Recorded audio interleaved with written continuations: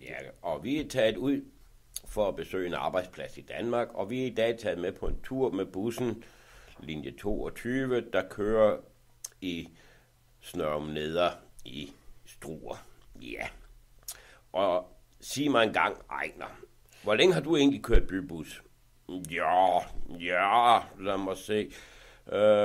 Bybus, ja. Ja, det har jeg vel nærmest gjort i 32 år efterhånden, ja.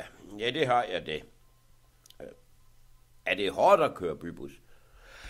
Altså, kan jeg godt sige dig, der er jo ikke nogen til, der er så stresset som en bybuschauffør.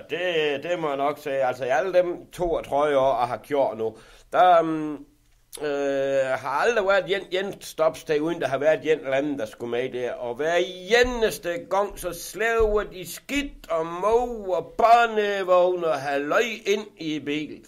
Ja, så kan du sige, at så kommer vi sådan en dag som i dag, hvor det er pis regne og alting. Så kommer der sådan en Magdalene rendende i sidste sekund derude fra Lars Tønskis mark og væltende med sin barnevogn forventer at stige ud af min bil og gå ud og hjælpe ved at få den her barnevogn ombord.